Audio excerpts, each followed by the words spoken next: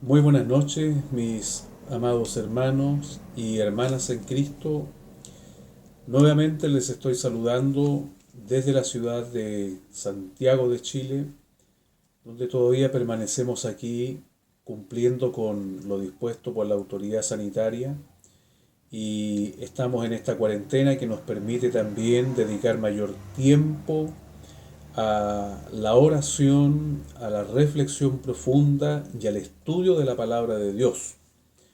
Así es que siempre siguiendo la línea de estos trabajos está el propósito final de compartir la palabra de Dios, de llevar el pan de la mejor manera posible, siendo siempre un aporte a los muchos trabajos que realizan muchos hermanos y hermanas y siervos del Señor en estos días por estos medios, por estas plataformas de comunicación como lo son YouTube y otras redes sociales. Así es que no hago más que unirme a ellos, otorgándole a ustedes que, que tengan una amplia variedad de alimento enfocado en la palabra de Dios, enfocado en lo que el Señor nos dice en su palabra. Quiero compartir con ustedes lo que yo llamo la preparatoria de la escuela dominical.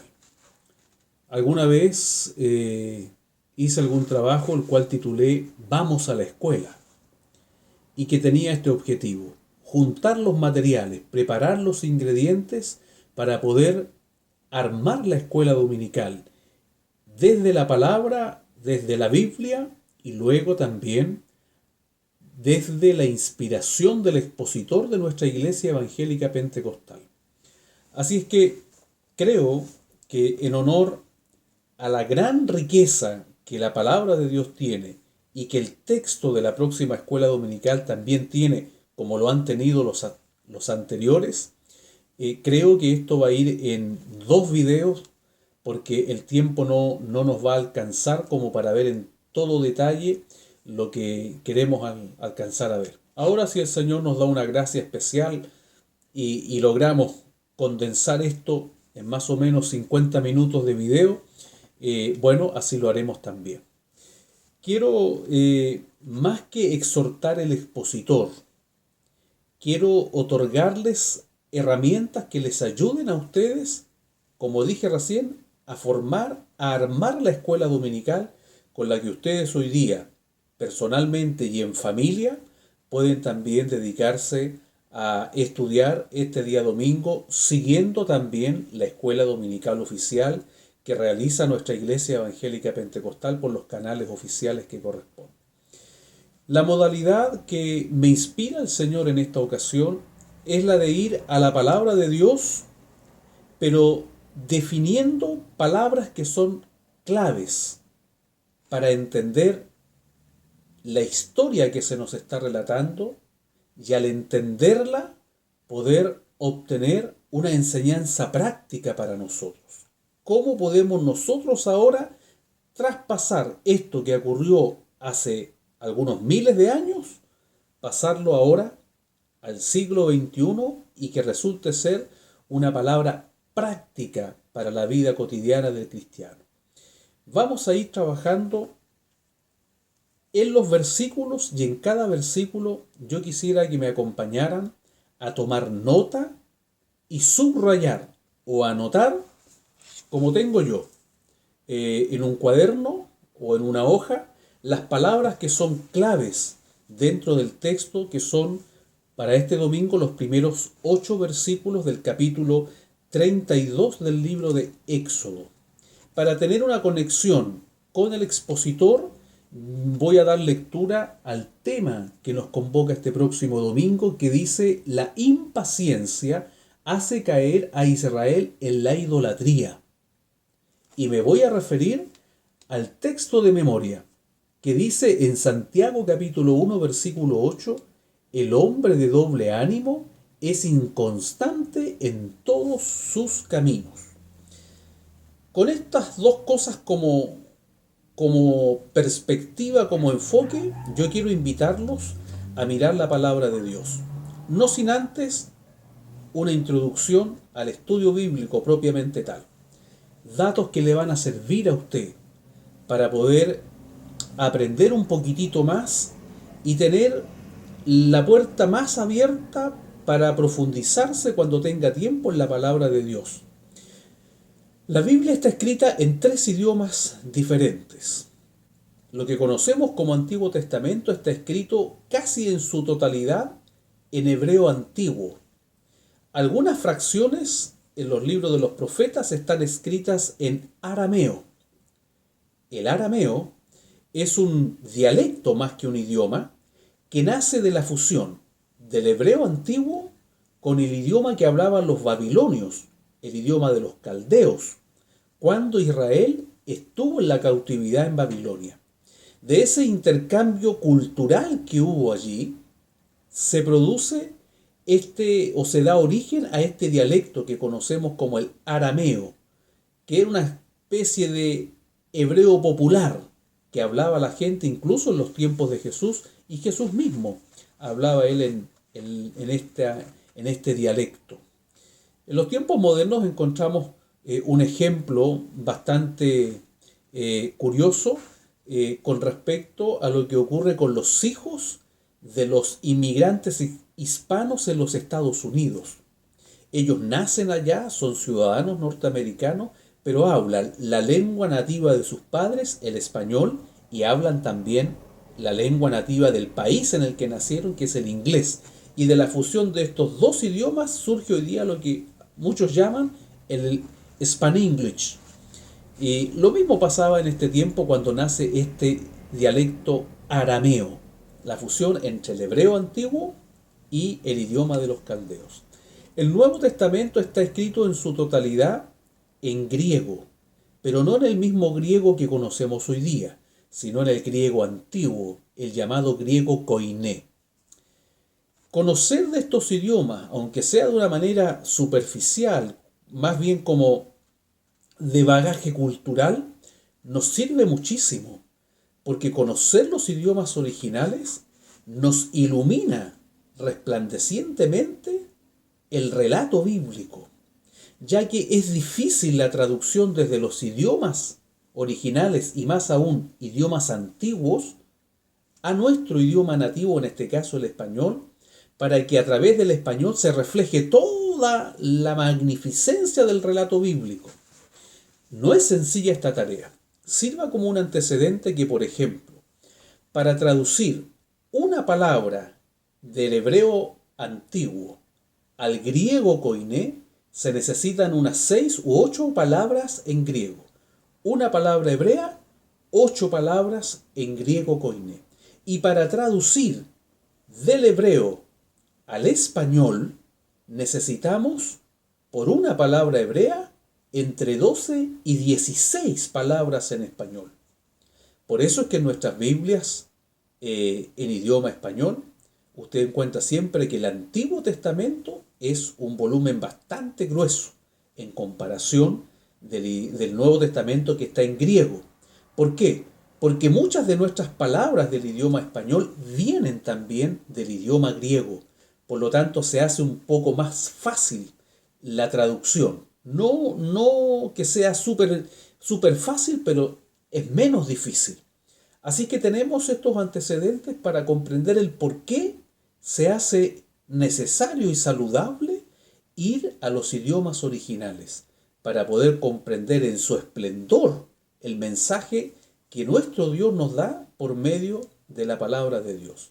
Sirva también como antecedente reflexionar que el idioma hebreo en particular es el idioma sacrosanto. ¿A qué me refiero con esta expresión? Me refiero al hecho que es el idioma que Dios escogió para comunicar su mensaje, para comunicar su ley, para comunicar su palabra a su pueblo escogido. Es el idioma sagrado que Dios escogió entre muchos otros idiomas y dialectos para poder comunicarse con su pueblo. Me llama mucho la atención incluso el hecho de que Jesús, nuestro Señor, aún estando ya glorificado, cuando se aparece a Saulo de Tarso en el camino a Damasco, el mismo Saulo da testimonio y dice: oí una voz que me habló o que me hablaba en lengua hebrea.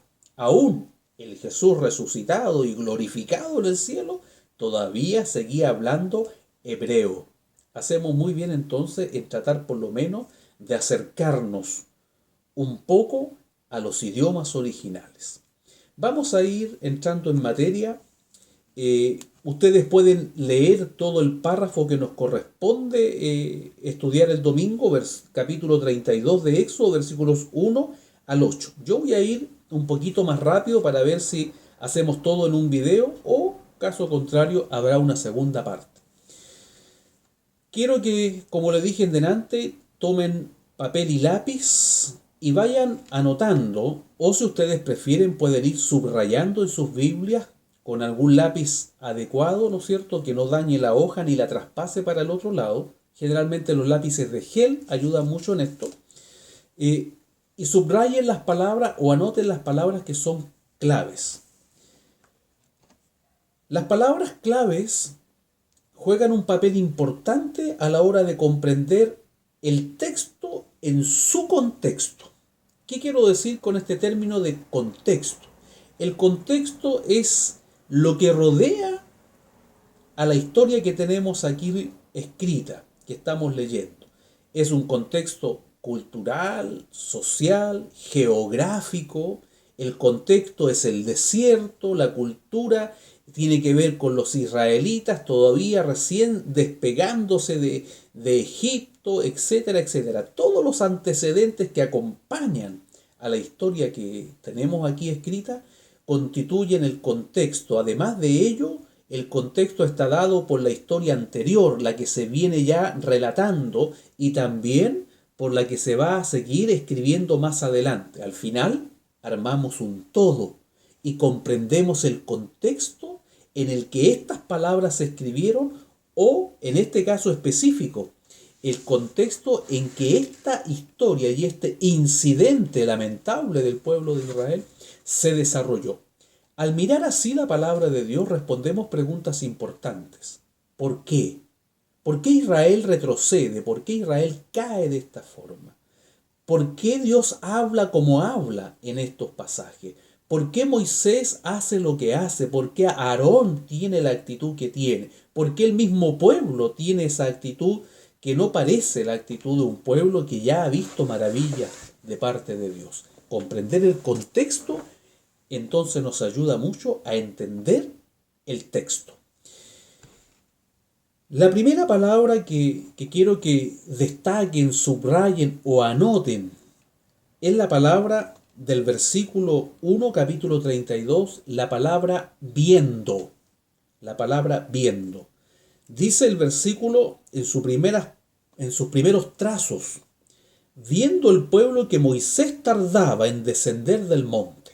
Vamos a detenernos allí unos minutos. Viendo el pueblo. La palabra viendo viene del hebreo original ra'aj. Esa es la palabra, o así por lo menos es la pronunciación más cercana. Yo no soy experto en hablar hebreo, pero estoy estudiando hebreo y quiero compartir esta gracia con ustedes. La palabra original es ra'aj, que en español se traduce viendo, pero que en la práctica indica la acción de observar con preocupación, con nerviosismo, con ansiedad, con impaciencia. Y de inmediato nos vamos a conectar con el tema general para la próxima escuela dominical. Nuestros amados pastores, inspirados por el Señor, han puesto por tema: la impaciencia hace caer a Israel en la idolatría. Palabra entonces clave, viendo, que en hebreo es la palabra ra'aj y que conlleva la acción de observar con preocupación, con nerviosismo, con ansiedad, con impaciencia, como frotándose las manos, comiéndose las uñas. En buen chileno, se puso nervioso el pueblo de Israel por la tardanza de Moisés. La otra palabra importante que tienen ustedes que destacar es la palabra acercaron, acercaron. Dice el texto, viendo el pueblo que Moisés tardaba en descender del monte, se acercaron entonces a Aarón y le dijeron, se acercaron. Esa palabra en el hebreo original es la palabra cajal. Cajal. Esa es la palabra hebrea y que significa congregación o asamblea. Y aquí hay un punto importante, muy importante. Cuando los israelitas se ponen nerviosos porque Moisés se demora, según ellos, más de la cuenta, se reúnen como congregación, como asamblea, como cajal, que identifica a un pueblo en particular consagrado para Dios. En la misma palabra que se va a traducir después, siglos más tarde, al griego, para identificar la palabra iglesia. La palabra cajal del hebreo, traducida al griego, es la palabra eclesia en griego, de donde viene nuestra palabra española iglesia. Entonces lo que pasa aquí es lo siguiente. El pueblo de Israel es el que se reúne en torno a Aarón. ¿Por qué es importante? Porque ustedes deben recordar que Israel, el pueblo, cuando sale de Egipto no sale solo. Si ustedes van, y yo siempre los estimulo a ir a las Escrituras, si ustedes van al relato del Éxodo cuando Israel está saliendo recién de Egipto, queda claramente escrito que con ellos van varias otras personas que no son israelitas. Parece ser que algunos son egipcios, otros serán esclavos de otras naciones, pero hay gente que se allega, que se adhiere a esta liberación y sale junto con los israelitas. Por lo tanto, cuando aquí el relato bíblico dice se acercaron, está señalando que son los israelitas, el pueblo escogido por Dios, el cajal, el que se acerca a Aarón. Y le dicen, levántate, haznos dioses. Subrayen, por favor, la palabra dioses. Dioses. Dioses, naturalmente, con minúscula, pero que es la palabra hebrea Elohim. Elohim. Esa es la palabra hebrea que se traduce como Dios con mayúscula, pero que también se utiliza para identificar dioses con minúscula. ¿Esto por qué? Porque las palabras en hebreo pueden traducirse de distintas maneras o entenderse de distintas maneras según el contexto en el que se está escribiendo la palabra hebrea. Por lo tanto, una palabra hebrea, dije en delante, puede tener sus sinónimos en distintos vocablos que se van a aplicar según el contexto. Según el contexto aquí, los israelitas le piden a Aarón, le dicen, levántate, haznos dioses. La palabra Elohim también se puede traducir aquí como jueces o magistrados que dictaminan, que zanjan un asunto. Así es que lo que los israelitas le están pidiendo ahora a Aarón, después de estar nerviosos y ansiosos e impacientes porque Moisés no vuelve, es que les haga dioses, es decir, alguien que les dirija, una figura que les dirija. Aquí el punto no es que Israel quiera ahora adorar un Dios. Lo que Israel está haciendo recién es aprender a conocer a Jehová su Dios. Están en pañales.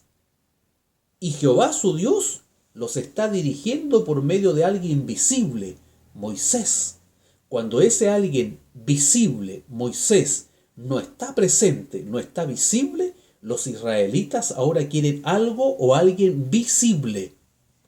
Ya vamos armando en la mente la enseñanza práctica de la escuela dominical. Los israelitas quieren alguien visible y por eso dicen, haznos dioses, es decir, haznos alguien que dirija esto, que zanje este asunto y que siga delante de nosotros. Vamos a entender mejor esta parte cuando avancemos en los versículos que vienen. Luego dice, haznos dioses que vayan delante de nosotros. ¿Ve? Ahí está el contexto de esta escritura. Porque a este Moisés, el varón, anoten la palabra varón, subrayenla, destáquenla. La palabra varón en el hebreo es la palabra ish, I-S-H, se pronuncia más o menos ish. Esa es la palabra que aquí se traduce como varón, pero que significa extranjero o extraño. Para explicar esto, avancemos un poquito. Porque a este Moisés, el varón que nos sacó, subrayen la palabra sacó, que en hebreo es la palabra alaj, y que se traduce como abandonar después de, abandonar después de, nos sacó de la tierra de Egipto. No sabemos qué le haya acontecido. Anoten la palabra sabemos, porque la palabra sabemos viene del hebreo yadá, que se dice no conocemos qué mal le estará ocurriendo. Armemos un poquito esta otra parte de estas tres palabras últimas que les he pedido que subrayen, que son la palabra varón, sacó y sabemos. Los israelitas dicen, porque a este Moisés, el extranjero, el extraño, los israelitas miraban no con buenos ojos a Moisés. Ya conocemos los detalles y los pormenores primero de este tira y afloja entre Moisés y Dios. Luego vamos a observar cómo los mismos israelitas como que le reclaman derechamente a Moisés y le dicen lo único que has logrado en vez de libertarnos, de darnos bendición, es que ahora vivamos una esclavitud peor que la que teníamos. En vez de ayudarnos nos estás metiendo en problemas, Moisés. Esto ocurre porque Moisés primero vive 40 años en el palacio del faraón y después 40 años en el desierto con los madianitas. Se casó con una mujer madianita.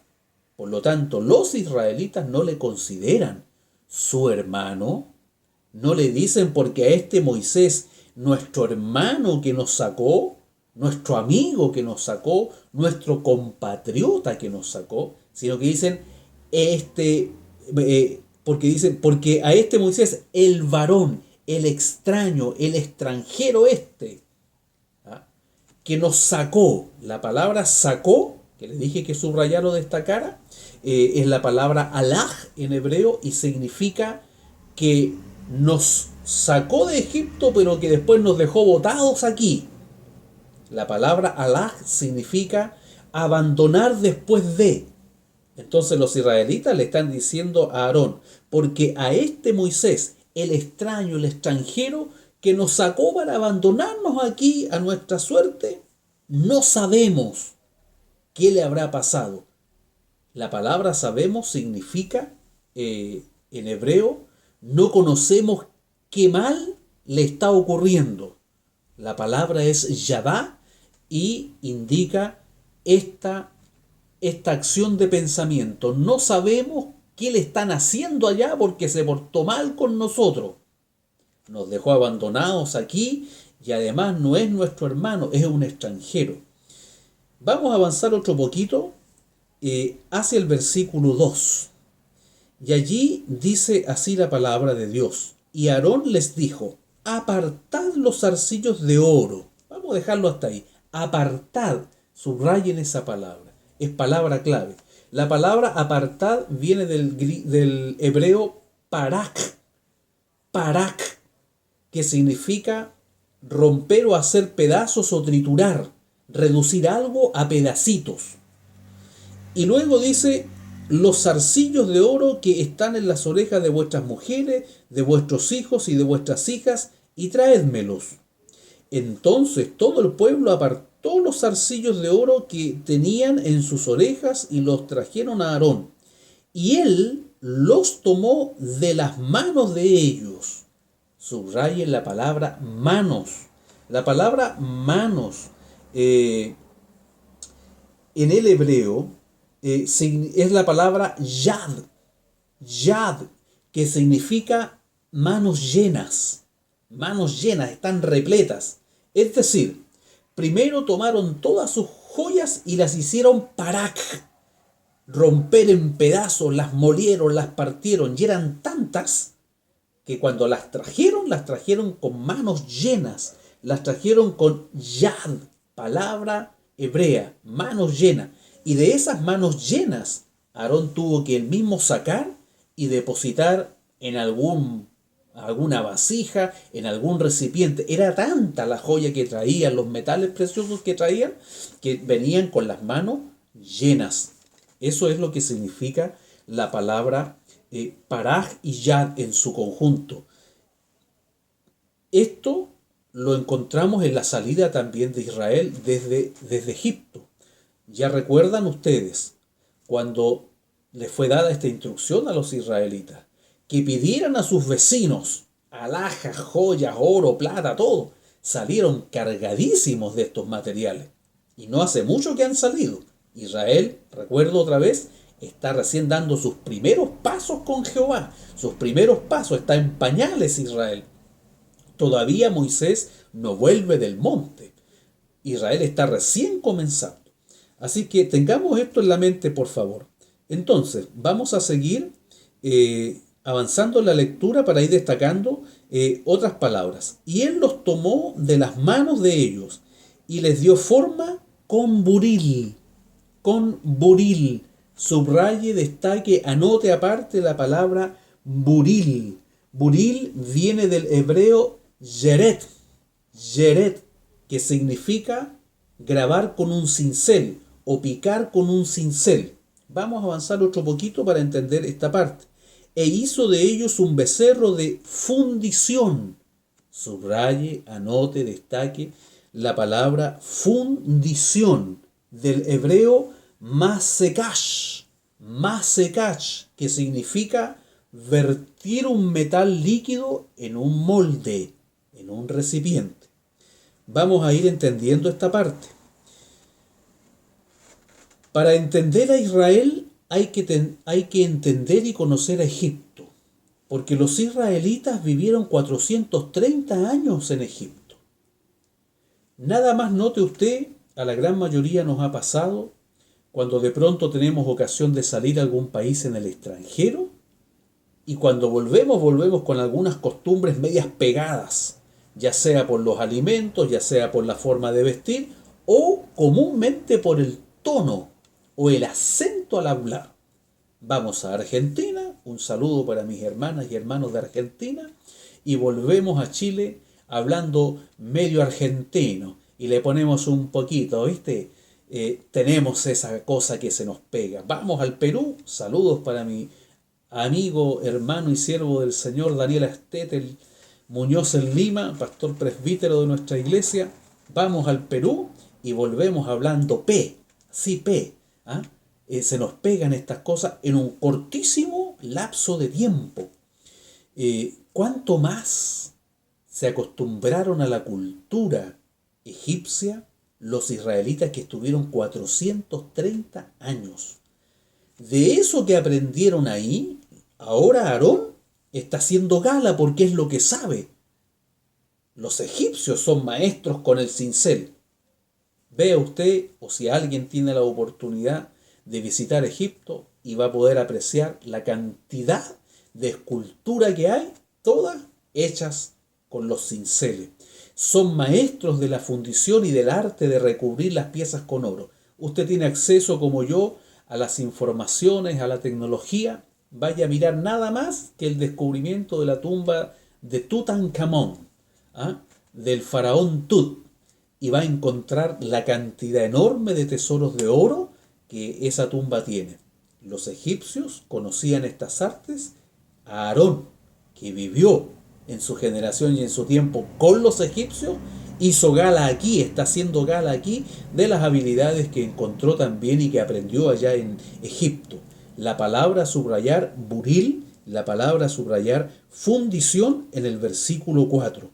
Entonces dijeron, Israel, Estos son tus dioses que te sacaron de la tierra de Egipto. Este es el grito de la congregación, no se olvide, del cajal, de la asamblea, de los israelitas, que al reunirse como congregación se hacen responsables como pueblo escogido de la actitud que están teniendo. Ellos declaran esto: Israel, estos son tus dioses que te sacaron de la tierra de Egipto. Y viendo esto, Aarón edificó un altar. Subraye la palabra altar en el versículo 5. La palabra altar es del hebreo misbeach, y que indica un lugar alto, visible, para el sacrificio. No es menor esta palabra aquí, no es menor este detalle aquí, porque vamos a aprender después que a veces nuestros peores errores nosotros mismos los ponemos en un lugar visible, para que otros a veces nos enjuicien y hagan burla de nosotros. Pero lo vamos a meditar profundamente un poquito más adelante. Edificó un altar delante del becerro y pregonó. Subraya la palabra pregonó del versículo 5. Apártela, es del hebreo gará, que significa anunciar haciendo a otro responsable, dejándolo responsable. Es lo mismo que nosotros hacemos con predicar el evangelio. Hacemos responsable a una persona del mensaje de Dios. Es la misma palabra que aquí en hebreo es la palabra gará. Pregonó a Aarón y dijo: mañana será fiesta para Jehová. Subraye la palabra fiesta. Fiesta del hebreo Haj, con G de gato al final. J-A-G. Haj, que significa festival con sacrificio. Hasta aquí armemos un poquito este asunto. Aquí encontramos que Aarón levanta un altar, un lugar alto, visible para todos, pregona, da un discurso que hace al pueblo responsable, y este discurso es: mañana será fiesta a Jehová. Curiosa cosa cuando lo que tenemos enfrente es un becerro de oro. Que Aarón diga: mañana será fiesta para Jehová. ¿Por qué los israelitas, o por qué Aarón declara esta palabra media extraña? Que frente al becerro anuncia al pueblo que mañana habrá fiesta para Jehová. Porque los israelitas no están buscando, como dije en delante, exactamente la adoración del becerro. Ellos están buscando un objeto visible en su relación con Jehová.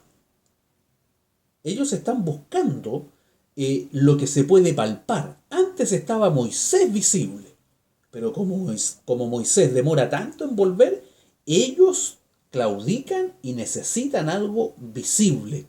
Aún están creyendo que al tener algo visible agradan a Dios. Ese es el detalle que hay detrás de este relato, y que luego lo vamos a enlazar con la enseñanza práctica, con la ayuda de Dios. Y al día siguiente, dice el versículo 6, madrugaron y ofrecieron, subráyelo también como palabra clave, ofrecieron del hebreo alaj, que significa elevar, levantar. Esto es importante porque está asociado con altar, con la palabra altar, misbeach, y la palabra alaj, van de la mano, altar y levantar en alto. Holocaustos, y presentaron ofrendas de paz, y se sentó el pueblo a comer y a beber, y se levantó a regocijarse. Versículo 7. Entonces Jehová dijo, subraye la palabra dijo. Entonces Jehová dijo a Moisés. La palabra dijo viene del hebreo davar, que significa hablar consejo. Es decir, que Dios, en su misericordia, aconsejó a Moisés: anda, desciende, porque tu pueblo que sacaste de la tierra de Egipto se ha corrompido. Subraye Por último, la palabra corrompido. Corrompido del hebreo shahat, que significa arruinarse o derrumbarse. Arruinarse o derrumbarse. Luego en el versículo 8 dice, pronto se han apartado del camino que yo les mandé, se han hecho un becerro de fundición y lo han adorado y le han ofrecido sacrificios y han dicho, Israel, ¿estos son tus dioses que te sacaron de la tierra de Egipto? Teniendo este material ahora, estas palabras subrayadas y su traducción desde el hebreo, desde el idioma original, vamos poco a poco a conformar los detalles finos de esta historia. Israel es un pueblo esclavo. Aun cuando ya está libre, sigue siendo esclavo. ¿Por qué? Porque aunque ha salido a la libertad, su mente sigue siendo la mente de un esclavo. Israel vivió 430 años en Egipto, tiempo más que suficiente para que pasaran varias generaciones en las que el pueblo en su mente, en su cultura, en su idiosincrasia, en su forma de pensar como pueblo, como grupo humano, se acostumbrara al yugo y se acostumbrara a la desesperanza, al pesimismo, a la amargura, al azote, a la obligación rigurosa, a la mala alimentación y al no tener ningún futuro prometedor por delante. Nacían y morían para servir a Faraón. Y esa era toda su historia durante varias generaciones. Cuando ellos son sacados por Dios usando a Moisés desde la tierra de Egipto, si bien ellos abandonan la tierra geográfica y abandonan la opresión, no han abandonado, y aún esta generación de israelitas en la Biblia no va a abandonar nunca su mentalidad de esclavos. Muestras de ello están a la vista. Salen y se encuentran con su primer obstáculo, Mar Rojo. De inmediato voltean en sus mentes, en sus corazones a Egipto y llegan a decir que estaban mejor allá que donde están ahora. Pero viene el milagro del Mar Rojo, Dios separa las aguas, pasan ellos, cuando pasa el último de ellos, el ejército de Faraón ya está en el medio del pasillo aquel y las aguas se cierran, muere Faraón, muere su ejército y los israelitas se emocionan. Recuerda esta palabra, se emocionan y cantan y danzan y hacen fiesta al estilo egipcio. Porque en Egipto los hombres dirigían las fiestas, las celebraciones, y las mujeres eran las que danzaban, eran las que ejecutaban los panderos, eran las que llevaban el ritmo, ellas eran el alma de la fiesta. Por eso es que salen, dice la Escritura, ustedes van a ir a leerlo a Éxodo, las mujeres salen con sus panderos, hacen baile, danza, María les recita, les contesta, se forma una cosa muy bonita a la vista, pero que es cultura egipcia. Los israelitas, después de este júbilo, avanzan solo 3 días, con mucha sed, y se encuentran con una fuente de agua que resulta ser la fuente de Mara, agua amarga, no se puede beber. ¿Qué hacen los israelitas? Se les olvidó el gozo, se les pasó la emoción del Mar Rojo y ahora están otra vez reclamando y murmurando contra Moisés, aun cuando tenían el oasis de Elim a escasos 7 kilómetros o 5 millas de distancia. Así vamos a encontrar a Israel. Emoción, desilusión, emoción, desilusión. ¿Por qué? Porque están siempre sujetos a una mentalidad de esclavos. No han abandonado Egipto, no han dejado su cultura, su manera de pensar. Por lo tanto, mis amados hermanos, en el contexto de esta historia, la mentalidad del pueblo de Israel es la que siempre les va a jugar en contra, les va a jugar en contra. Producto de esta mentalidad, Los israelitas tienen palabras de desprecio para con Moisés. Este extraño, este extranjero que nos sacó de allá pero que nos abandona aquí, ¿qué le habrá pasado? Lo deben estar castigando por la maldad tan grande que ha hecho de haber sacado todo este pueblo para abandonarlo a los pies de este monte. Aarón reacciona también igual que sus compatriotas, igual que sus hermanos de raza, como un egipcio, porque en su mente está la cultura egipcia. Los manda a buscar la joya, él sabe cómo trabajar la joya, él sabe el arte de hacer un molde y hace un becerro. El becerro tiene su significancia porque representa el pastoreo, representa a los pastores, y los israelitas eran pastores, se identifican. Ellos no quieren en sí adorar al becerro, lo que están buscando y necesitando es un objeto visible de su fe. Y aquí nos vamos a lanzar a la lección práctica y vamos a abordar el expositor. El expositor nos dice en su tema, la impaciencia hace caer a Israel en la idolatría. La impaciencia viene cuando nuestra fe no es una fe sólida, no es una fe firme. ¿Cuál es la fe débil entonces? La fe débil es la que tienen los israelitas aquí y que está basada en las emociones. Está basada en las emociones. Acompáñenme y tomen nota de una cita bíblica que nos va a ayudar mucho a definir esto. Acá hacia el final de la Biblia, poquito antes de Apocalipsis, libro, o no es un libro, es una carta. Carta a los Hebreos. Allí tenemos un capítulo muy conocido por nosotros con una definición casi o que debiera estar de memoria. Hebreos 11:1. Aquí nos dicen el escritor inspirado qué es la fe. Es pues la fe la certeza de lo que se espera, la convicción de lo que no se ve. Recapitulemos el versículo. Es pues la fe la certeza. Una palabra importante. La certeza, la seguridad.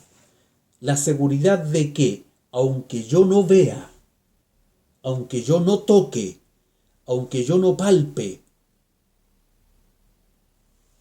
yo tengo un destino, un propósito, un Dios, un futuro. No tengo el escrito que me garantiza, pero tengo la certeza. Eso es fe genuina, que aunque no tengo nada, tengo la seguridad de que lo tendré todo. Eso no tenían los israelitas. La certeza de lo que se espera, la convicción de lo que no se ve. Y aquí viene la parte central. Nos volvemos impacientes, nos ponemos nerviosos como Israel ante las dificultades de la vida, ante las incertidumbres de la vida, ante los callejones sin salida que nos presenta la vida, cuando no tenemos convicción, solo emoción. Israel vivió emocionado en el desierto. Se emocionó con el Mar Rojo, se emocionó con el lugar donde se refrescaron, el oasis de Elim. Se emocionó con el maná, se emocionó con las golondrinas que llegaron y tuvieron carne. Se emocionó con un montón de hechos portentosos, con la roca que daba agua, con la nube en el día, la columna de fuego en la noche. Vivió emocionado, pero cada vez que estos símbolos físicos, palpables, visibles a los humanos, desaparecían de ellos, su fe se derrumbaba, porque era una fe basada en las emociones y no en las convicciones.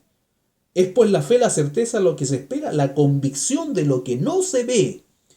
Entonces, amados hermanos, ahí aprendemos una gran lección para la vida presente. La crisis de Israel, que lo lleva a este primer de sus grandes traspiés, está basado en eso, en una fe emocionada. Se impacienta, se pone nervioso y comete este terrible error. Ya podemos ir aprendiendo nosotros. Qué peligroso es que nuestra fe esté basada solo en emociones. Cuando llegue la hora de la dificultad, corremos el riesgo también de la idolatría. Corremos el riesgo de la idolatría, amados hermanos. Sí, Porque aunque no nos vamos a hacer un becerro de oro, no nos vamos a volver a los ídolos físicos, quizás en muchos casos del pasado, pero nos podemos volver a otro tipo de idolatría, como por ejemplo la idolatría por el dinero o los recursos asegurados en la billetera. Vivimos tiempos difíciles hoy día. ¿Cuántos cristianos realmente están nerviosos, ansiosos, impacientes por saber lo que vendrá en el futuro? ¿Cuántos trabajos se han perdido en los días que lleva esta pandemia? ¿Cuántas faenas en la minería se han suspendido por 90 días en muchos casos? ¿Cuánta incertidumbre está dando vueltas en el aire en materia económica, financiera, en el mundo y en Chile? ¿Cómo está el pueblo de Dios? ¿Está impaciente? Si sufrimos de impaciencia, corremos el riesgo de volvernos idólatras por tener recursos asegurados. Podemos caer en el gran peligro de hacernos un becerro imaginario en nuestra mente, preocupados exclusivamente de lo palpable, de lo visible. Empezamos a vender el auto, la casa, los muebles, para tener para el pan de mañana. Nosotros debemos tener la fe de Hebreos 11:1, la seguridad y la convicción de que aunque hoy día hay incertidumbre y en muchos casos hoy día ya no tengo trabajo como el que habla, cesante, tengo la seguridad de que estoy en las manos de un Dios todopoderoso. Él verá cómo me alimenta mañana, Él verá cómo hace para mi sustento, para mi movilización, etcétera, etcétera. Debo cuidarme de no caer en la crisis de la ansiedad, del nerviosismo, porque eso llevó a Israel a cometer idolatría. El hombre de doble ánimo es inconstante en todos sus caminos. Santiago 1:8, verso de memoria. Habla Santiago de una condición que está aquí adentro, en la mente, y que debe cambiar. Anoten esta cita bíblica que les puede ayudar. Romanos, carta de Pablo, apóstol de Jesucristo a los hermanos en Roma, capítulo 12, versículo 2.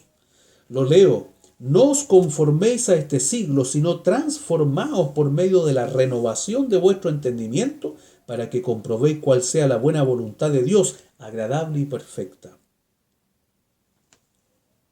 Los israelitas se conformaron a la cultura que adquirieron como esclavos en Egipto. Se acostumbraron a sus maneras, a sus formas y a la manera en que eran tratados. Los libertó el Señor, pero vivían con cadenas en la mente. Así ocurre muchas veces en las iglesias, donde muchos cantan alegría, cantan felicidad, pero tienen mentes tristes. Muchos cantan libertad, pero viven vidas de esclavos. ¿Por qué pasa eso? Porque seguimos pegados en el pasado, en las malas costumbres, en los malos patrones de pensamiento, en las equivocadas ideas del futuro, en una desconfianza del sistema, en una desconfianza de nosotros mismos, en la baja autoestima, en el autodesprecio. Yo no sirvo para nada, a mí nadie me quiere, nadie me ama, etcétera, etcétera. Vivimos con los traumas sin resolver del pasado. Y así servimos a Dios avanzando en nuestro peregrinar a la tierra prometida en el cielo. Y corremos serio riesgo. Pablo enseña a los romanos, transformaos, transfórmense. ¿Por medio de qué? De la renovación del entendimiento. Hay que sacar el pensamiento viejo y malo y poner el pensamiento nuevo y de vida que está en la Biblia, que está en las leyes de Dios. ¿Cómo quiere que Dios vivamos las distintas situaciones que nos toca enfrentar en la vida?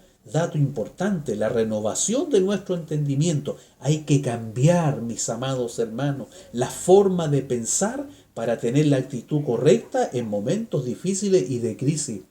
El primer título, profunda rebelión por falta de fe. Ya creo que lo dije bastante claro. La falta de una fe genuina, la fe de Hebreos 11:1, es la que nos mete en problemas en tiempos de dificultad. Ustedes pueden buscar naturalmente la cita bíblica. Segundo título, condescendencia con el pueblo que desagrada a Dios. Condescendencia significa dar en el gusto.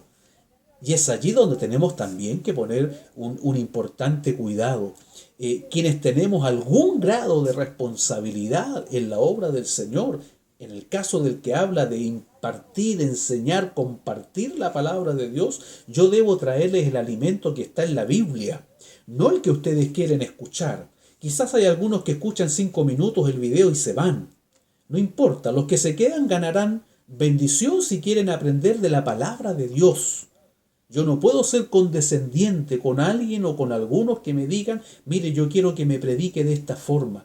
Los líderes de la iglesia, el profesor de escuela, el jefe, el guía, el pastor de iglesia, debe aprender mucho de la actitud equivocada de Aarón. Aarón fue condescendiente y Dios se desagradó de él. Les dio en el gusto a sus compatriotas. No quiso quedar mal con ellos. Prefirió quedar mal con Dios y quedar bien con el pueblo. Cuidado. No siempre la voz del pueblo es la voz de Dios, como dice el dicho, y que en latín es vox populi, vox dei. No siempre es así. La mayoría de las veces la voz del pueblo es la voz del diablo, es la voz del pecado, es la voz de la maldad, del error. La voz de Dios es una sola. Y tenemos que tener cuidado con eso, porque a veces el pueblo se nos junta, se nos amotina, exigiéndonos algo, presionándonos a hacer algo que no está conforme a las Escrituras. Y allí tenemos que pagar también el precio por mantenernos en una sola línea. Tercer y último título. Toda práctica de idolatría es abominable a Dios. Toda práctica.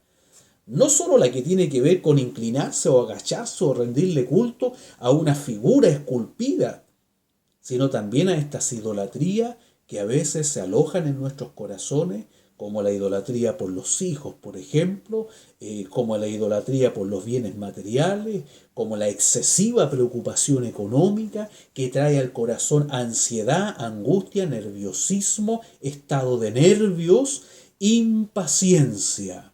Dios bendiga a la iglesia que escucha, Dios les guarde, mis amados hermanos.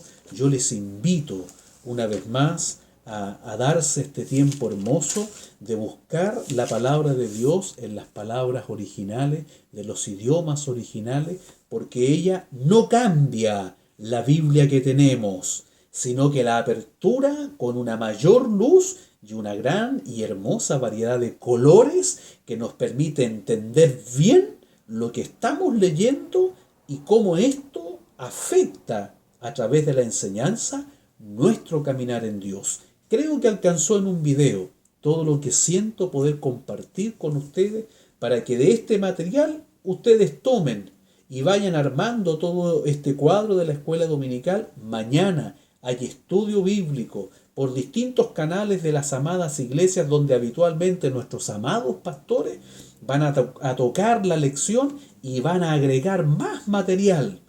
Así es que de aquí al domingo por la mañana tenemos una abundante riqueza para ir bien preparados a sentarnos al banco espiritual para asistir virtualmente en este tiempo a la escuela dominical oficial de nuestra Iglesia Evangélica Pentecostal por el canal oficial IEP. Allí nuestros amados pastores van a estar impartiendo la enseñanza online a toda la congregación, y la iglesia, teniendo todo este conjunto de riquezas y de recursos, puede quedar muy bien alimentada, muy bien sostenida para la semana que se va a iniciar el próximo domingo para nosotros en el Día del Señor.